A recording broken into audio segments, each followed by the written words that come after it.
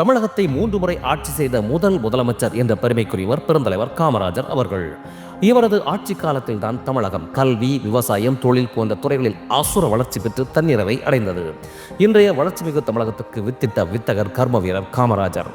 அரசியலில் தூய்மையும் பொது வாழ்வில் நேர்மையும் இலக்கணமாய் கொண்டு வாழ்ந்த காமராஜரின் தூய்மையான நேர்மையான அரசியல் வாழ்க்கைக்கு உதாரணமாய் ஒரு நிகழ்வை பாருங்கள். ஒருமுறை பெருந்தலைவர் அவர்கள் ஒரு பொதுக்கூட்டத்திற்கு வருகை தரும் பொழுது வழக்கமாக இடது தோளில் துண்டு அணிவதற்கு மாற்றாக வலது தோளில் துண்டு அணிந்து வந்திருந்தார்.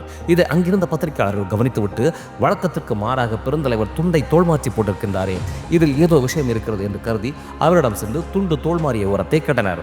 அதற்கு பதிலளித்த பெருந்தலைவர், அது ஒன்றுமில்லையப்பா, சும்மாதான் என்று கூறிவிட்டு மேடைக்கு சென்று விட்டார். ஆனாலும் பத்திரிகையாளர்கள் அந்த பதிலை நம்பவில்லை. பெருந்தலைவர் ஏதோ ஒரு காரணத்தை மறைக்கின்றார், அது என்ன என்று அவரிடம் இன்று கேட்காமல் விடக்கூடாது என்ற முடிவில் அவர் கூட்டம் முடிந்து திரும்பி வரும் வரை காத்திருந்து தொடர்ந்து அதே கேள்வியை திரும்ப திரும்ப கேட்டு அவரை துரத்தினார்.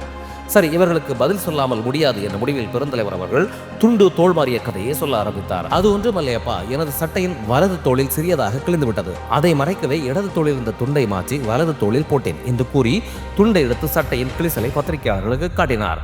அதை பார்த்த பத்திரிகையாளர்கள் இப்படி ஒரு முதல்வரா என வாயடைத்து போயினர்.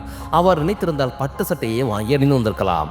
ஆனால் நான் எப்பொழுதும் மக்கள் சேவகர் என்ற எண்ணத்தில் மக்கள் பணியை லட்சியமாக கொண்டு நேர்மையும் தூய்மையும் இரு கண்களாக போற்றி வாழ்ந்தவர்தான் நம் பெருந்தலைவர் காமராஜர் ஐயா.